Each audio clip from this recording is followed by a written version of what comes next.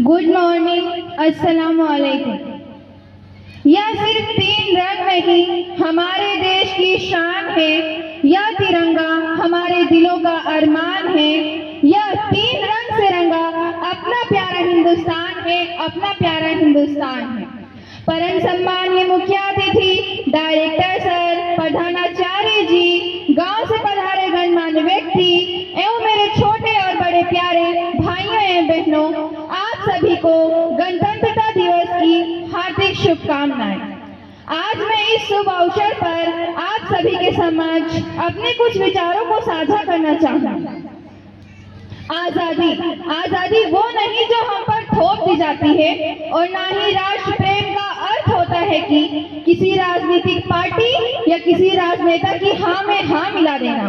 बल्कि सच्ची देशभक्ति तो वो है जब कोई व्यक्ति अपना कार्य पूरी निष्ठा, लगन और मेहनत के साथ करता है और देशभक्ति में अपना योगदान देता है। लेकिन हमारा समाज एक व्यक्ति को तब तक एक सच्चा देशभक्त नहीं मानता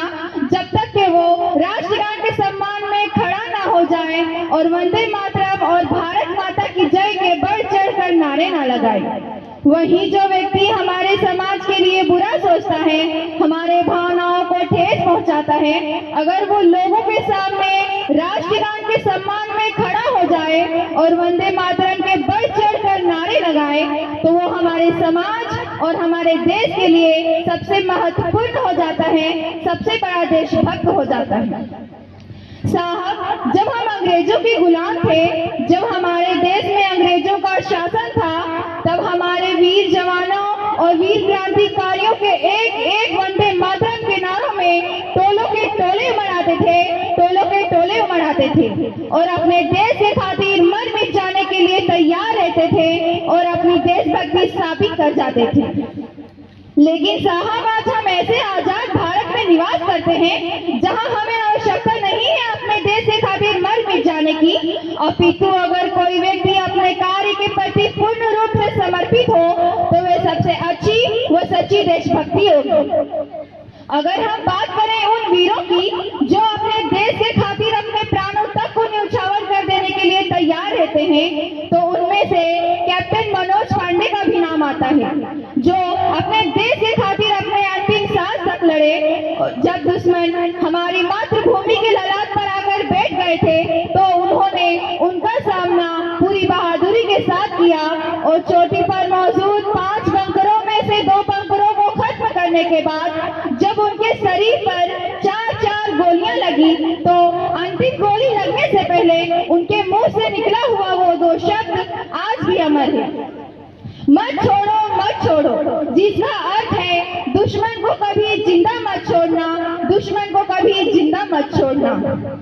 क्या फर्क पड़ता है सरहद पर जवान रोज मरते हैं, अरे वो वहाँ मरते हैं तभी तो हम यहाँ मौज करते हैं, और तुम तो कांप उठते हो मौत के नाम से, वो वहाँ उनका सीना तान कर इंतजार करते हैं। अगर हम बात करें अपने भारत देश की वर्तमान परिस्थितियों के बारे में, तो हमारे पास सत्ता चलाने के लिए सांसद तो है पर देश में आत्मविश्वास नहीं, हमारे पास तकनीक तो है पर पर्यावरण सुनता नहीं, हमारे पास राइफल तो है पर गरीब के घर में राशन नहीं। और अगर हम बात करें अपने देश के राष्ट्र निर्माण की, तो मेरा समझना है कि हमारा राष्ट्र निर्माण तब संभव होगा जब सरकारी योजनाओं के गुणगान नहीं, उनकी सफलता का मूल्यांकन होगा। हमारा राष्ट्र निर्माण तब संभव होगा जब एक पिता अपने बच्चों को चॉकलेट के लालच में भ्रष्टाचार के बीज बोना बंद कर देगा। हमारा राष्ट्र निर्माण तब संभव होगा जब हमारे देश में स्त्रियों की पूजा नहीं, उनकी इज्जत की जाएगी। हमारा राष्ट्र निर्माण तब संभव होगा जब हमारे देश से, हमारे सोच से जातिवाद के भेद को मिटा दिया जाएगा। और अंत में मैं अपने वाणी को विराम देते हुए इस मंच पर इस देश की बेटी पूरी जिम्मेदारी के साथ ये कहती हूँ कि हमारा राष्ट्र निर्माण तब संभव होगा जब मैं, आप और हम सब मिलकर बड़ी बड़ी बातें नहीं, छोटी छोटी कोशिशें करेंगे। जय हिंद, जय भारत।